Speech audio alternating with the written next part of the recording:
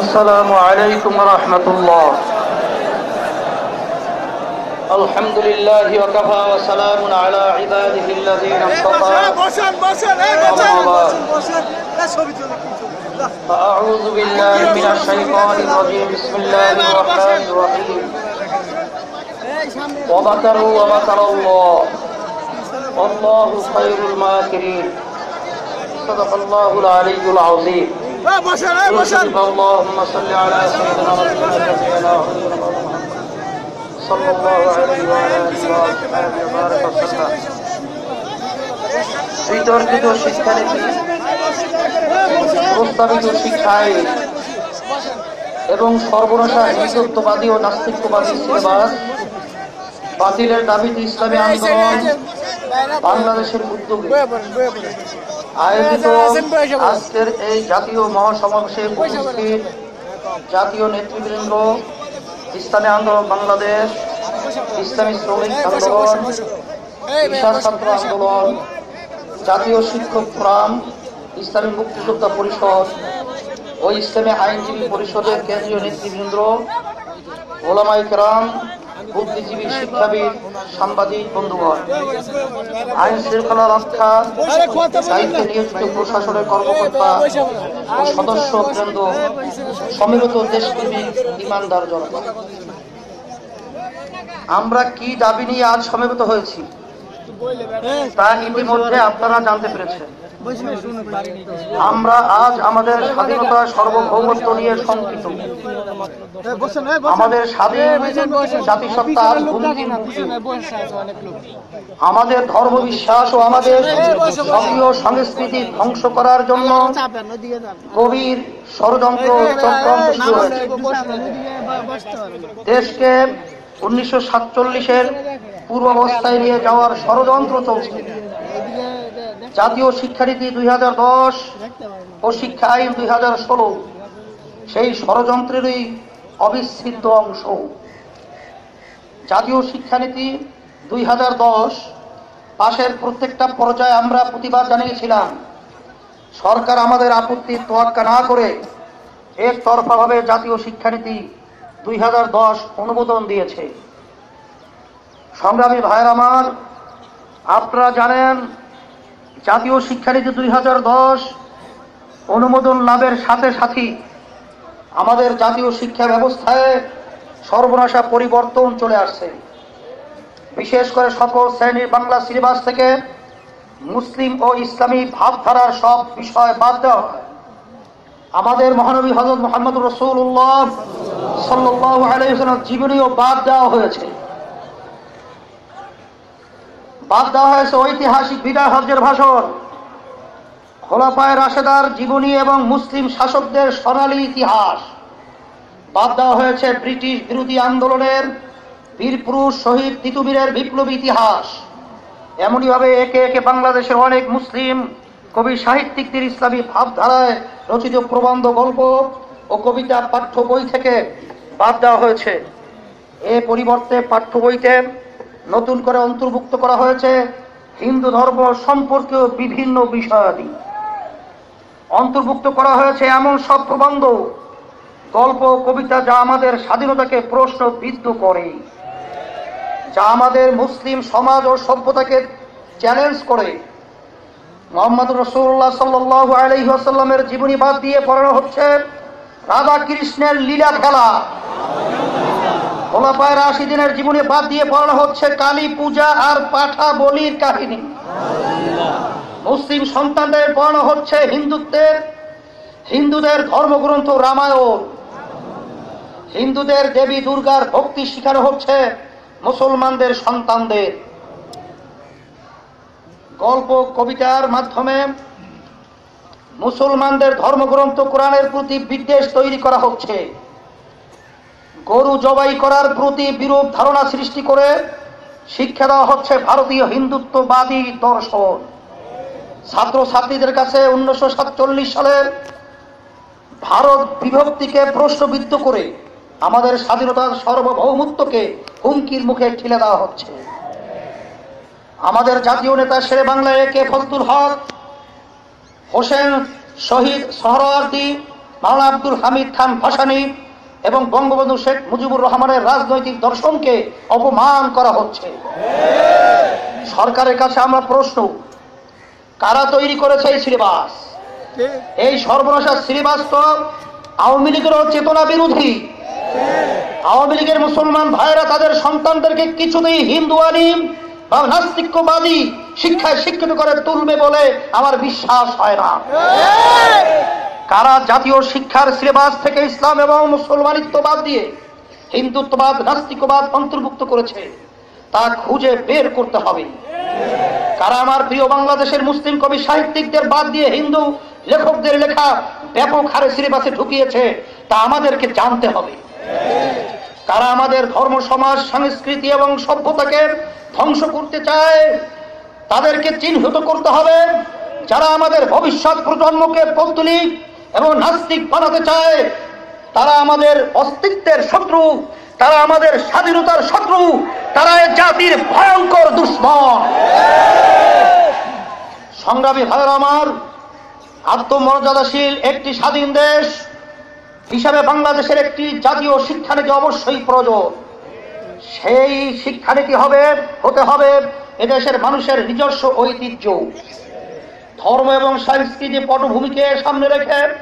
কিন্তু অত্যন্ত আফসোসের সাথে বলতে হয়, জাতীয় শিক্ষানীতি 2010-এ দেশের সংখ্যাগরিষ্ঠ মানুষের ইতিহাস ও ঐতিহ্য, বোধ, বিশ্বাস এবং চর্চিত ধর্ম ও সংস্কৃতি উপেক্ষা করা হয়েছে। বিতর্কিত শিক্ষানীতি 2010 এবং প্রস্তাবিত শিক্ষা আইন 2016-এর মতলব যে খারাপ, বর্তমান নতুন সিলেবাসই তার প্রমাণ। এই শিক্ষানীতি বাংলাদেশ ধ্বংসের শিক্ষানীতি। এই শিক্ষানীতি বাংলাদেশ থেকে ইসলাম মুসলমান জাতিসত্তার ধ্বংসের রণকৌশল। এই শিক্ষানীতি কোন দেশ প্রেমিক মুসলমান মেনে নিতে পারে না। সরকার এই জঘন্য শিক্ষানীতি বাস্তবায়নে জাতীয় শিক্ষা আইন 2016 পাশ করার উদ্যোগ নিয়েছে। আমরা আজকের এই মহাসমাবেশ থেকে প্রস্তাবিত শিক্ষা আইন প্রত্যাখ্যান করছি। আমাদের দৃঢ় বিশ্বাস এদেশের সংখ্যাগরিষ্ঠ মানুষ জাতি বিধ্বংসী ষড়যন্ত্রে এই শিক্ষা আইন প্রত্যাখ্যান করবে। সংগ্রামী ভাইরা আমার, একটি কথা অত্যন্ত পরিষ্কারভাবে বুঝতে হবে, আমরা কোন সম্প্রদায়ের বিরুদ্ধে নই। বাংলাদেশ সাম্প্রদায়িক সম্প্রীতি প্রতিষ্ঠায় বিশ্বের বিরল দৃষ্টান্ত স্থাপন করেছে। হিন্দু, মুসলিম, বৌদ্ধ, খ্রিস্টান মিলেমিশে দেশে আমরা সাম্প্রদায়িক সম্প্রীতির যে দৃষ্টান্ত স্থাপন করেছি, এই গর্বিত সুনাম আমাদেরকে সুরক্ষা করতে হবে। এদেশের হিন্দু ধর্মাবলম্বীদের প্রতি আমাদের কোনো ক্ষোভ নেই। চলমান বিতর্কিত সিলেবাসের জন্য এদেশের হিন্দু সম্প্রদায় দায়ী নয়। সরকারের ভ্রান্তি নীতির কারণে এবং মুসলিম নামধারী কিছু মুনাফিকের কারণে এদেশের সংখ্যা লঘুরা বিপদগ্রস্ত হোক, আমরা তা কখনো চাই না। বর্তমান সিলেবাস যারা করেছে তারা এদেশে সাম্প্রদায়িক সংঘাত সৃষ্টি করে নাস্তিকবাদ প্রতিষ্ঠা করতে চায়। সব ধর্মের নাগরিকদেরকে বিষয়টি উপলব্ধি করতে হবে। হিন্দু ধর্মের ছেলেমেয়েরা হিন্দু ধর্মীয় বিষয়াদি পড়বে, এতে কারো আপত্তি নেই। কিন্তু মুসলমান ছেলে মেয়েদের জন্য হিন্দু ধর্মীয় বিষয়াদি যেভাবে বাধ্যতামূলক করা হয়েছে তা কোনো বিবেকবান মানুষ মেনে নিতে পারে না। বিষয়টি অবশ্যই উদ্দেশ্য প্রণোদিত ও উস্কানিমূলক। এই উস্কানিমূলক জঘন্য কাজ যারা করেছে, ক্ষমতাসীনরা তাদের চিহ্নিত করে ব্যবস্থা না নিলে শুধু সরকারকেই নয়, গোটা জাতিকে এর মাসুল দিতে হবে। সরকারের প্রতি আজকের এই মহাসমাবেশ থেকে আমাদের আহ্বান থাকবে, এখনোই বাংলা পাঠ্য বইয়ের বিতর্কিত বিষয়গুলো পাঠদান বন্ধ রাখার নির্দেশ দিন। নতুন শিক্ষা বছরে মুসলমান ছেলে মেয়েদের জন্য তাদের ধর্ম বিশ্বাসের সঙ্গে সংগতিপূর্ণ পাঠ্য বই সরবরাহের উদ্যোগ গ্রহণ করুন। নয়তো এই আন্দোলন গ্রামে গ্রামে, পাড়ায় পাড়ায়, শহরে বন্দরে এবং প্রতিটি শিক্ষা প্রতিষ্ঠানে ছড়িয়ে পড়বে। সংগ্রামী ভাইরা আমার, পাঠ্য সিলেবাসের মতো জাতীয় শিক্ষানীতি 2010 এবং প্রস্তাবিত শিক্ষা আইন 2016 ও বাতিল করতে হবে। এসব নীতি ও আইন জাতিকে আলোকিত করার পরিবর্তে গভীর অন্ধকারের দিকে নিয়ে যাবে। প্রস্তাবিত শিক্ষা আইন বাস্তবায়ন হলে দেশ থেকে ইসলামী ধর্মীয় এবং প্রকৃত শিক্ষা বিদায় দেওয়া হবে।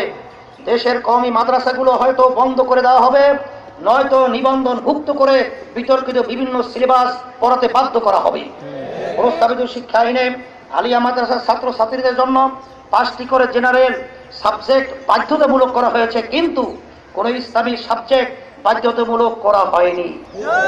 প্রস্তাবিত শিক্ষা আইন বাস্তবায়িত হলে দেশে কোনো গার্লস স্কুল থাকবে না, ফলে ইসলাম বিরোধী সহশিক্ষার আরো বিস্তার ঘটবে। 4 বছর বয়সে প্রাথমিক এবং 8ম শ্রেণী পর্যন্ত প্রাথমিক শিক্ষা বাধ্যতামূলক করা হলে দেশে শিশুদের জন্য মক্তব এবং হেফজখানা বন্ধ হয়ে যাবে।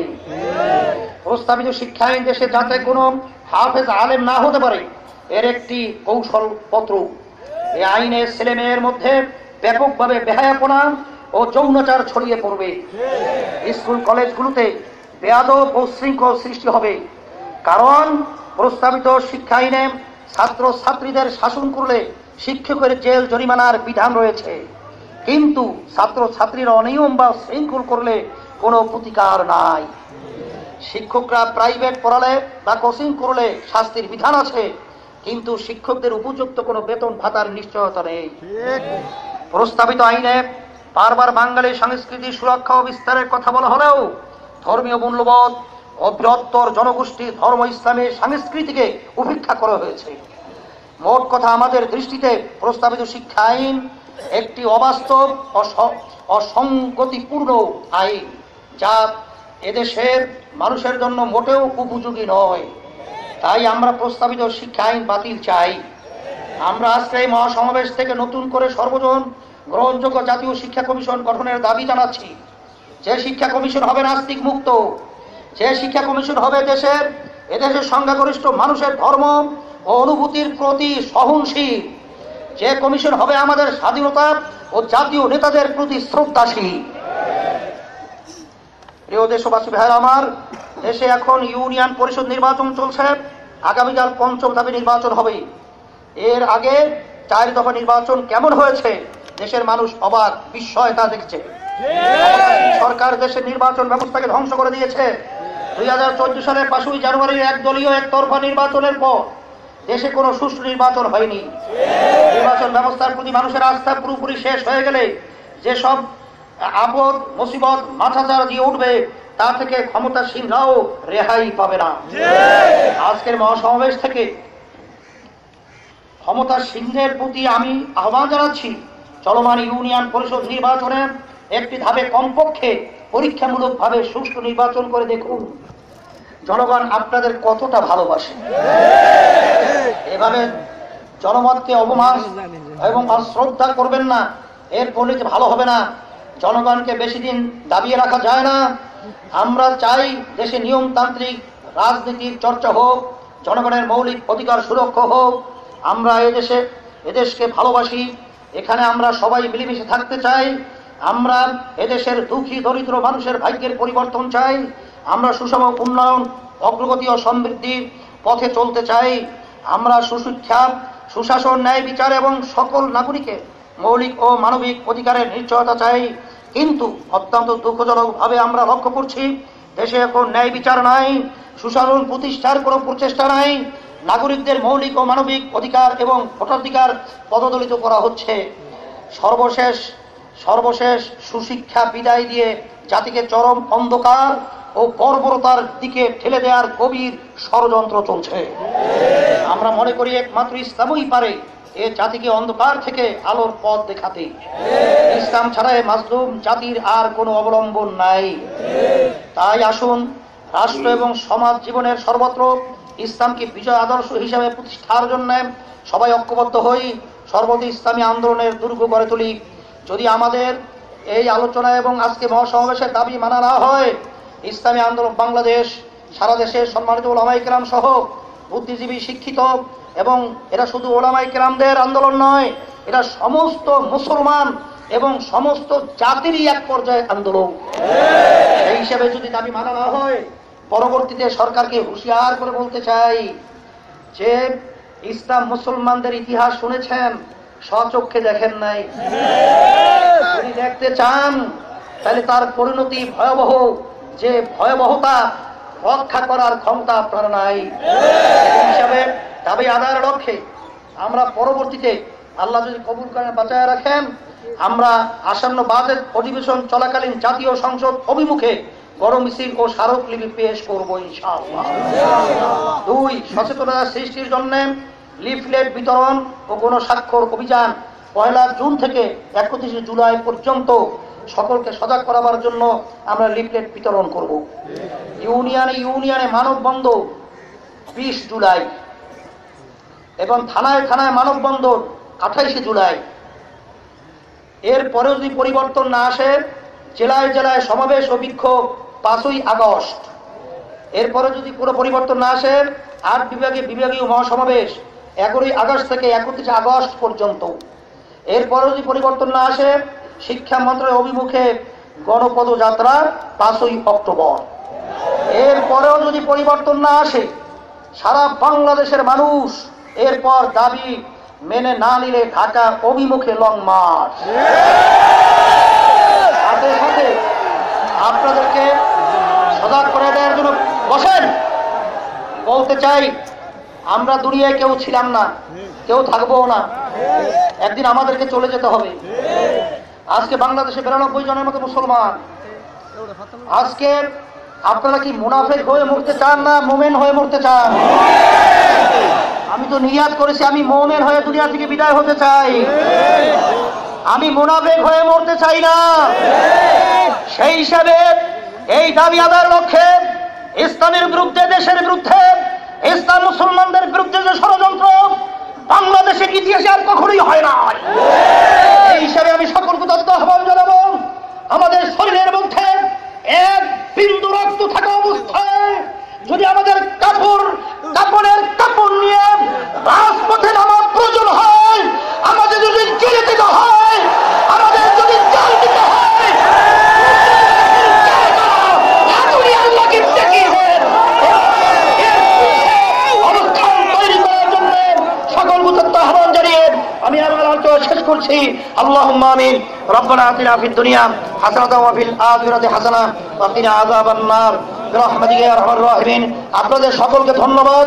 আপনারা এত কষ্ট করে সংসারাদি ফেলে, কাজকর্ম ফেলে, টাকা পয়সা খরচ করে এখানে আপনারা উপস্থিত হয়েছেন। আমি দোয়া করি, আমিও দোয়া চাই